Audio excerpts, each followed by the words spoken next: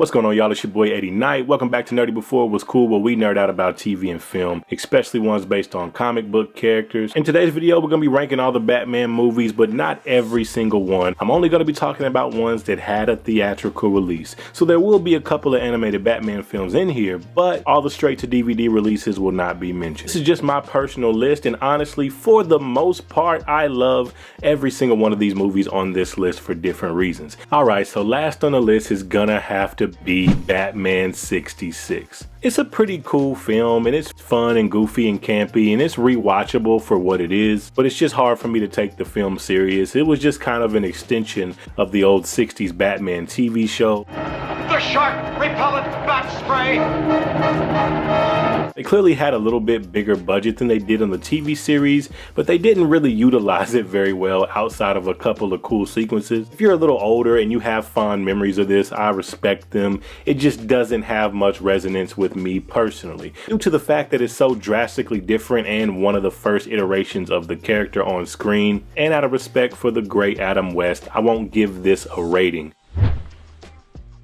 What can I say that hasn't already been said about this film? It kind of feels like an extension of that Adam West universe. And honestly, if something like this was made before Batman 89 and Batman Returns, it might have been a huge, massive success. But following Batman Forever, which did have some of that goofy camp in it, this one just went completely off the rails and off the deep end, man. But all that being said, I rag on this film, but as a kid, man, I love this thing. And just like they wanted to do, I had every single toy that went along with this thing, from the Legos to all the toys with the different bat suits. This movie was just a massive toy commercial. On a positive note, I commend this film for going all the way in with the cheese and creating this huge bombastic world with all these neon colors and providing a new and different take on Gotham. It just has too many flaws to rank it any higher. It does have some rewatch value, so I'm not gonna grade it at an F. I'm gonna give this bad boy a D-. Next, Batman 89. So Michael Keaton was one of my first and earliest introduction to the character of Batman, but the first film I saw was actually Batman Returns, and I retroactively watched this one. I gotta say, man, I did not enjoy Batman 89 as much as a lot of people my age and a little bit older did. I thought Jack Nicholson's Joker was pretty cool, and he definitely set that first high bar for the Joker. But seeing him be dark and menacing, and then all of a sudden we shoot to a Prince soundtrack with people dancing on a robbery heist, it's just a really weird balance of tones that didn't personally work for me. And also, there wasn't really much of an arc for Batman in this film. I thought that was a very big missed opportunity. Out of all the Batman movies on this list, this one for me, honestly, is probably the least rewatchable. I don't find much joy going back to rewatch this one like I do the others. I'm gonna give this a solid and serviceable C. Now, I actually really enjoyed this film, and retroactively people kind of lump it together with Batman and Robin because it is a Joel Schumacher film and it is set in that same universe.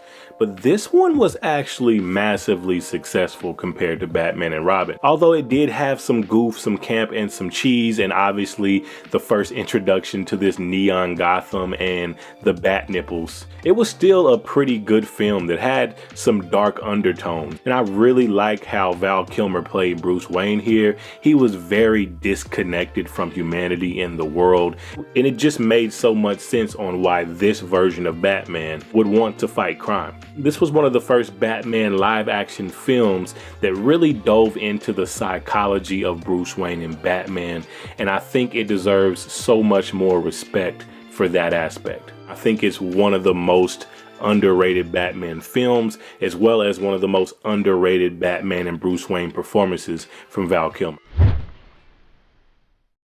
Now, I know it's rated fairly low, but I actually really enjoyed this film. Just like I was speaking about with Batman Forever, for a kid's story, this one really dove deeply into the psychology of Bruce Wayne in a way that I did not expect them to do for a kid's movie. I loved everyone in their voice acting roles, and the story was actually pretty dope. But for me, the extra things like fighting Voldemort and all this extra cheese that is definitely clearly in line with the Lego universe. It was handled masterfully, a super solid and amazing film. I'm just not the demographic for that type of camp, you know what I mean? But really great character study of Bruce Wayne, super surprising film. I'm gonna give it a grade of a B-. I simply love all the rest of these films, flaws included, but we gotta give them a grade and we gotta rank them. And by the way, honorary member of the Bat Family merch is available on my YouTube store if you go to my page. This movie was a really good ending to this Nolan trilogy, and I honestly think it's a little bit overly criticized. Like, sure, it definitely has some story plot holes. I'm not gonna sit here and act like that ending that Alfred said that he wished he could have for Bruce didn't get me in the feels.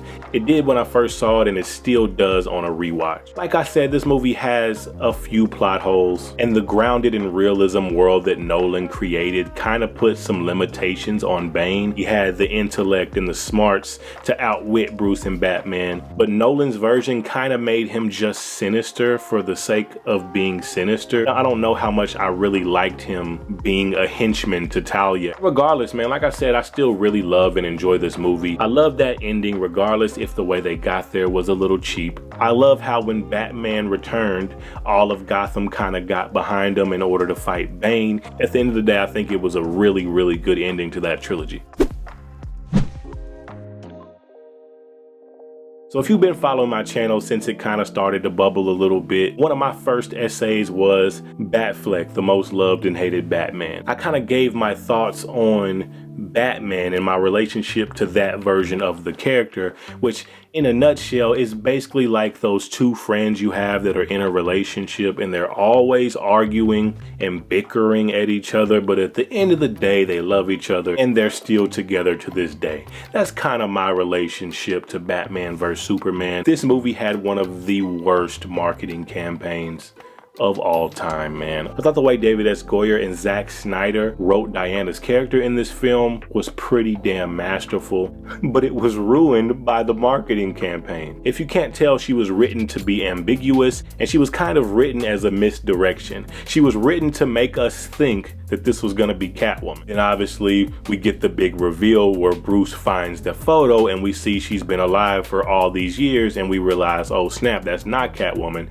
it's Wonder Woman. But the posters for the film had Wonder Woman on the posters, and the cuts of the trailers that they were showing had Wonder Woman in her full armor fighting alongside Batman and Superman. They pretty much gave us the entire ending of the movie in the marketing campaign, and I thought that whole marketing campaign was just the biggest bag fumble ever. There was a lot of amazing moments in here. Obviously, the amazing warehouse scene that everybody talks about. I really liked Ben Affleck as Bruce Wayne. He was very believable as this suave, debonair playboy. And I love how when him and Clark meet, we can kind of see that Bruce Wayne facade start to crack. Overall, solid flick. I enjoy it more than most, but I'm not on the train of it's one of the best comic book movies ever. But it does definitely have some of the most iconic comic book moments ever, in my opinion.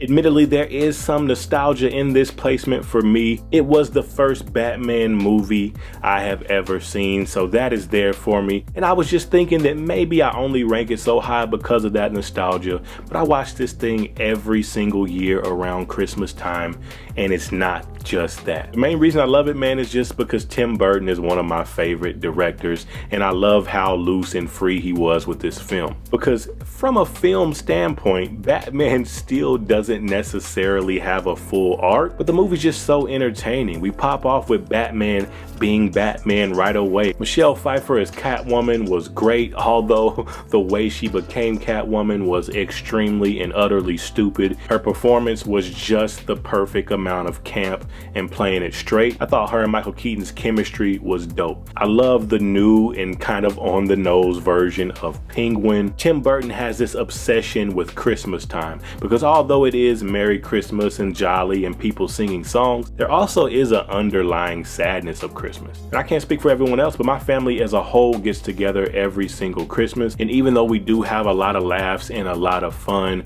one of the saddest parts about it is it is a reminder of all the people that we've lost. So it's this very weird, bittersweet feeling of Christmas, and I think Tim Burton captured that perfectly in this film, and hands down to this day, in my opinion, this is the best live action Batmobile. I'm gonna give Batman Returns a B+.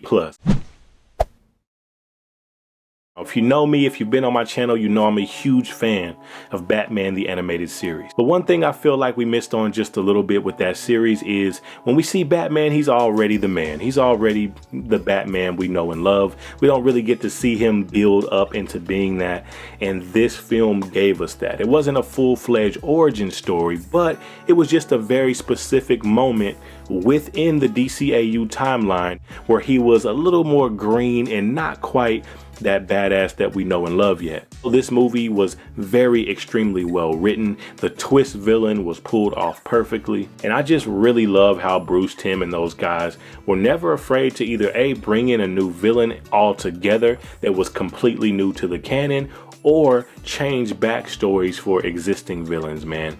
This movie right here is just peak DCAU. Batman Mask of the Phantasm is great, and it's not too many better Batman stories out there than this one. I'm gonna have to give this film a very solid A-. I think this is just a really amazing re-envisioning of the Batman origin story. I thought this had the perfect amount of fantastical elements that kind of lacked a little bit in the later Nolan films. You got to see an actual set design of something that really looked like Gotham City versus, you know, like Chicago. Kind of hate how people debate about him not being a killer in this film just because he didn't physically kill Ra's. I would rather him flat out kill than to say, I won't kill you, but I don't have to save you.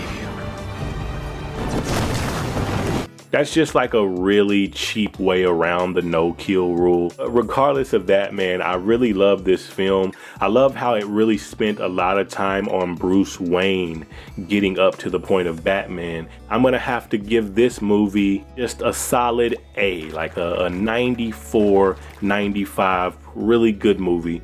A for sure.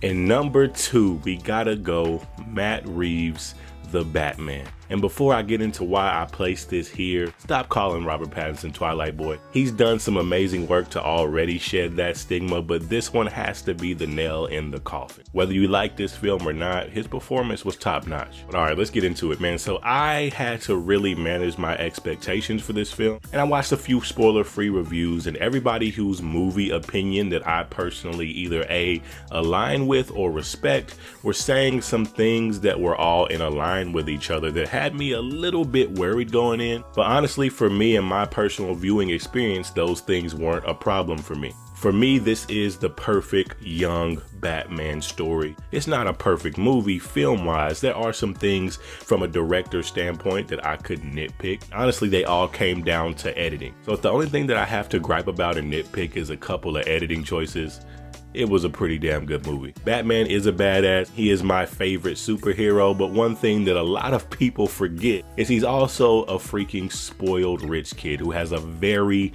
narrow point of view of what the world is. And I thought this movie nailed that home perfectly, and using Catwoman is always the perfect choice to get Bruce out of that narrow mindset because she comes from a completely different life. If somebody did something wrong in his eyes, they'd get whatever they deserved. But through all of the events that transpired, we see him stop being a no-nonsense vigilante and really find his way into being a hero and a beacon of hope for people. Me personally, I think that final 40 minutes was extremely necessary because something that extreme needed to happen to shake Bruce Wayne out of that mindset that he was in. So I really like his growth and progression throughout the film. I'm going to see it again here very soon, and I rarely buy physical media, but when this comes out on DVD, I gotta get it, and I gotta see those behind the scenes and stuff like that, man. I'm gonna give the Batman an A+, like a solid 96, 97. And number 1 is probably no surprise, The Dark Knight. Yeah, probably no surprise that The Dark Knight is my number 1, but I will say that I feel like The Batman as well as Batman Begins are both better Batman movies and Batman stories, but I just think Dark Knight is the superior film, if that makes any sense. If you take out Batman and just make him a cop who got fired from the force, the story still holds the same. If you take the Joker away and just make him a war veteran who went AWOL and felt like he was wronged by the government, the story still holds the same.